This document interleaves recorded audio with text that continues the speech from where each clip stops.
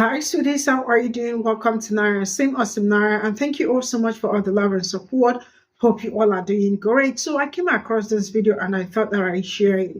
And it's about the ghost of Alexandria, slavery and racism in Old Town, right?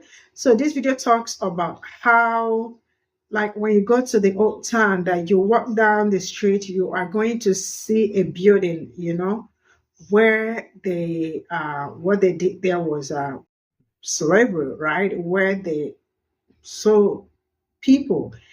And when we talk about how they separated, not just they separated kids, husband, families, and all that, and the dark part is that, anything that got to do with slavery has its own dark part because there are some things you hear and you are like, man, it was really a very dirty period or a dirty time and all that. How they have to, probably and check if you are good enough to be, and if the money is worth it or right. So all this, and also how somebody was also lying and also in that town, right? For no reason. Why? Because you all already know how they operate. I mean, somebody already got to lie because nothing would ever, like, it's always somebody lying and from lying, and the next thing before you know what is going on, they gather themselves and that is the end of the person. And why they do not make research is just something, or take the person to the police is just something I don't understand. Let's get into this video. Hey everybody, Professor Moore here. So today I want to talk about a single American town that contains a long and dark history of slavery and racism. I'm talking about Oldtown Alexandria in Virginia. Now, if you go to Oldtown Alexandria today and you walk down Duke Street or King Street, you'll find a beautiful, quaint little town full of shops, restaurants, and hotels. It's a really popular spot for tourists, and I've been there many times myself. Now, if you walk down Duke Street, you might come across a large brick building, and at first glance, it looks like any other building, nothing out of the ordinary. But if you look closer, you'll see that it's the Freedom House Museum that explores the history of slavery in Virginia. However, from the 1820s to the 1860s, that same building was the largest slave trading house in the country. It was in this building where thousands of enslaved black people were sold out the front door like commodities to be worked to death on slave labor camps in the Deep South. In this photograph, you can see the sign on the building, Price, Birch & Co., Dealers in Slaves. The men who started this business, Isaac Franklin and John Armfield, became multi-millionaires by selling enslaved black people before selling it to another slave trading business in the 1850s. These men got rich off of selling black bodies and dealing in black suffering and pain. And it's hard to imagine the horrors that went on inside this building and others like it, where people were turned into property. In these buildings, white plantation owners inspected enslaved people like they would cattle. They put their hands in these people's mouths to examine their teeth and make sure they were healthy and ready to work. They stripped these people naked to examine their bodies to make sure that they were getting their money's worth. Families were torn apart as mothers were sold separately from their children and husbands were sold separately from their wives. Infants were ripped out of their mother's arms and sold to white enslavers who might give them to their children as gifts. The human traffickers would have been immune to the constant screaming and crying that shook these buildings' walls, whereas these sounds would have caused a mental breakdown in anyone with a heart or a soul. This history of slavery, torture, and violence is not confined to this building, it's all around us in Virginia. Here's a drawing of a slave auction in Richmond, Virginia, another popular spot for selling human beings. Here's a photograph of a slave auction block that used to be on a public street in Fredericksburg, Virginia. It was on this stone where black people were advertised for sale and sold off to the highest bidder. For a long time, this slave auction block was just sitting there, a curious relic from a not-so-distant past. However, a few years ago, during a Black Lives Matter protest, the auction block was finally removed and placed in a museum. Now, it's important to remember that these people that were sold on auction blocks and kept in department stores like inventory were not just slaves. They were individuals, and their potential to be anything was stolen from them. This was the message of one school teacher who put this on her classroom door. Dear students, they didn't steal slaves, they stole scientists, doctors, architects, teachers, entrepreneurs, astronomers, fathers, mothers, sons, daughters, etc., and made them slaves. Sincerely, your ancestors. The people who were bought in Alexandria and considered white property were denied their dignity and their humanity. Instead of getting to live their lives on their own terms, they were forced to perform brutal labor for white profit. And this was an extremely profitable business. An enslaved adult male could be sold for anywhere from $500 to $1,600, and they could pick up to $54,000 of cotton a year. This was the fate of a black man named Thomas Fuller, who was sold into slavery in Alexandria, Virginia. During his lifetime, everyone around him realized he was brilliant and could have achieved so much more if it were not for slavery. In his obituary, we learn that Thomas Fuller died in 1790 at 80 years old. He was the property of Mrs. Elizabeth Cox of Alexandria. He was brought to this country at the age of 14 and sold as a slave. He became known as the famous African calculator. This man was a prodigy. Though he could never read or write, he had perfectly acquired the art of mathematics. He could multiply 7 into itself, that product by 7, and the product so produced by 7 for 7 times. He could give the number of months, days, weeks, hours, minutes, and seconds in any period of time that a person chose to mention, allowing in his calculation for all the leap years that happened in the time. He would give the number of poles, yards, feet, inches, in any distance, say the diameter of the Earth's orbit, and in every calculation, he would produce the true answer in less time than 99 men out of 100 would produce with their pens. He drew just conclusions from facts, surprisingly so for his opportunities. Had Thomas Fuller's opportunity been equal to those of thousands of his fellow men, even an Isaac Newton himself need not have been ashamed to acknowledge him a brother in science. Now, we all know the name of Isaac Newton. But how many of us know the name of Thomas Fuller? How many more Thomas Fullers were there that were deprived of a real life? Now, it's important to note that even if Thomas Fuller had been born after slavery, there's no guarantee that he would have lived a long, happy life. Because for over 100 years after slavery ended, black Americans were terrorized by their white neighbors who felt that they had the right to deprive them of their life at any time for any reason.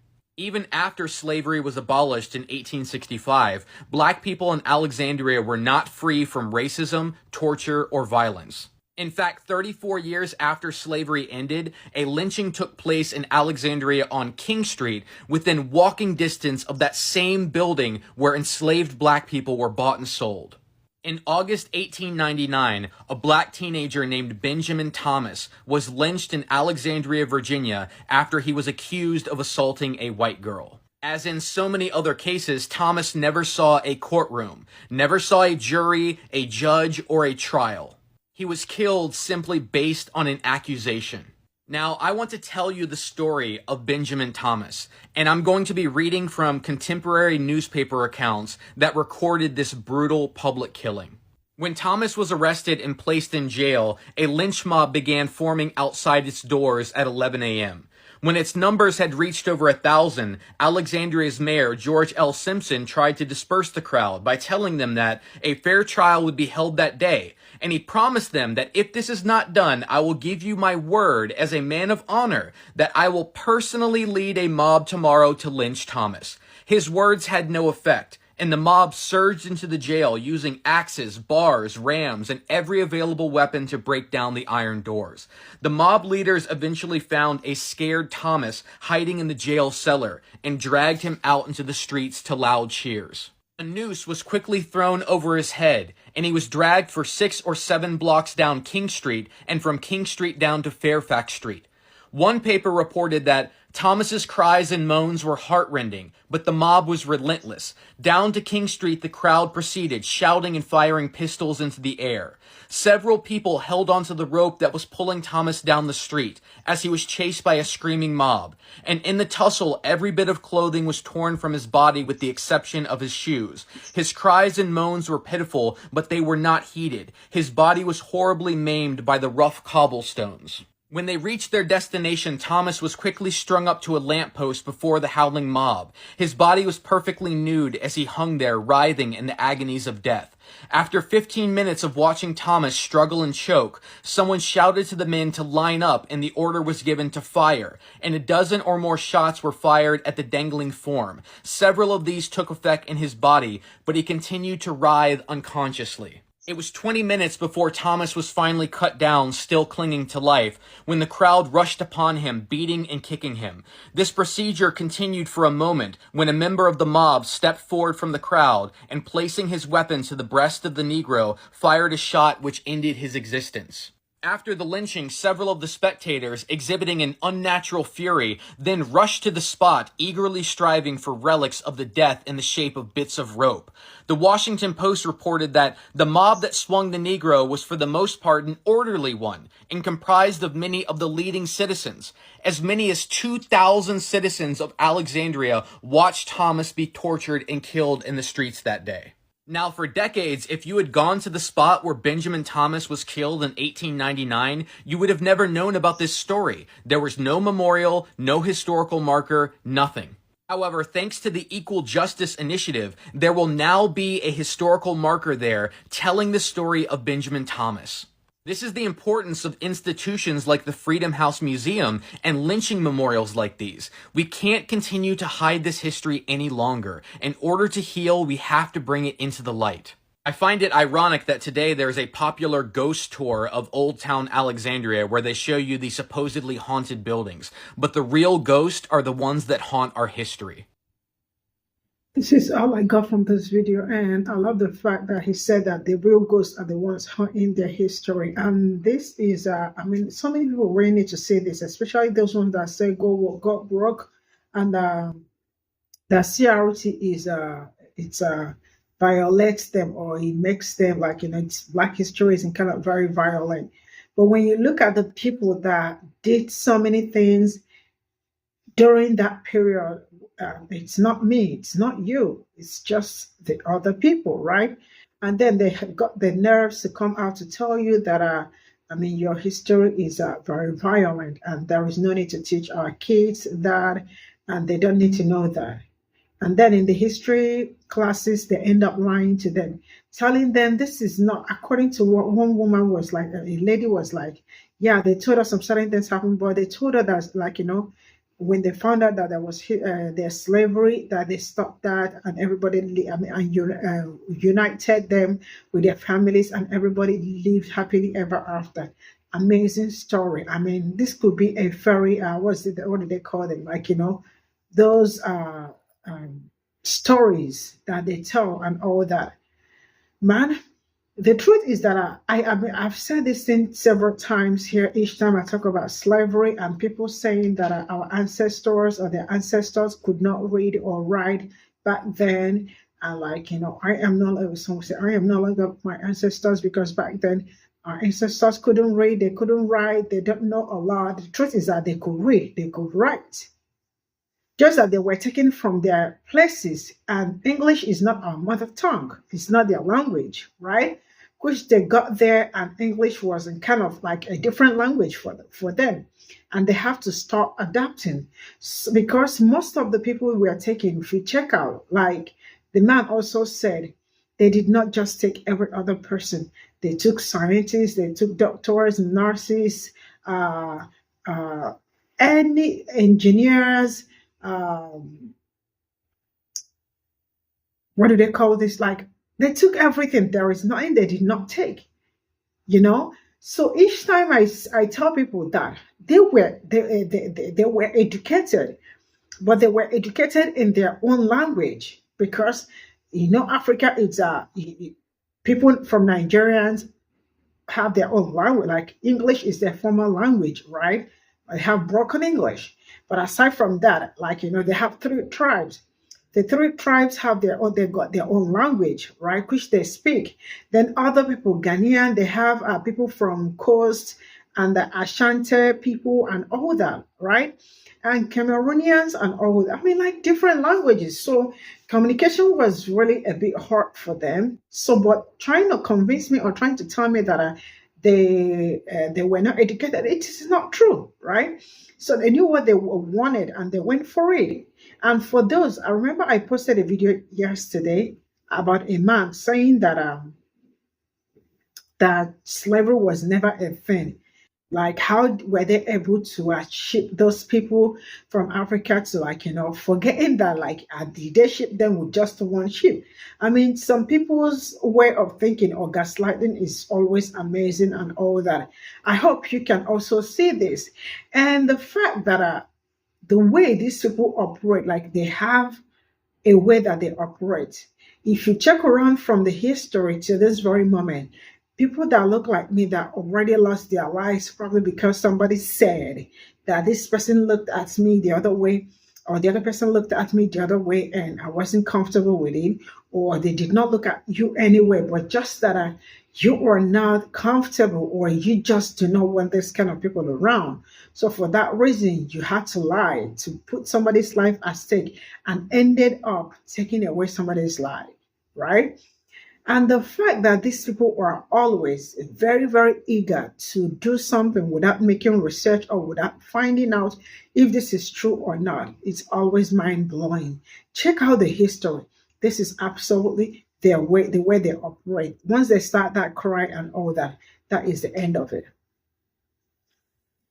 It is really amazing. I don't even want to go into the slavery part where mothers and daughters, like, where children are separated for, like, I just don't want to go into that. But you all already know what it's been. I mean, this is Black history. And I do not understand how American history is it's not making you uncomfortable, or is it the things that you did that is making you uncomfortable? Because I really need to understand the one that is making you people uncomfortable. That's why when you go to classes, there are burning books, burn all the books, go work, go broke. Florida is where work goes to. Like, there must be something to target. Are we supposed to be the one fighting for history? Are we okay? Are you people not supposed to be one to say we need to teach these people? I mean, like our Oxford's history, so the mistake we made wouldn't happen, or the mistake other people did wouldn't happen anymore. But no, you people are also willing to let that mistake happen, because the way they still operate shows you that. I mean, man, I can still do anything to make sure that I got my own slave and all that. But then, am I talking about them? I also see Black people that say that slavery was beneficial also to Black people, and if it were the back then when they were slavery, that they would have gotten themselves one. You all know the man, I think from Florida or from where, Mark Robinson or something. So all these are the things. I don't know how some people can be very comfortable saying some certain things, or be very comfortable listening to some certain things. No, I am not comfortable, and this you shouldn't be comfortable also. So saying something like this or hearing something like this. See you all in my next video. Bye for now.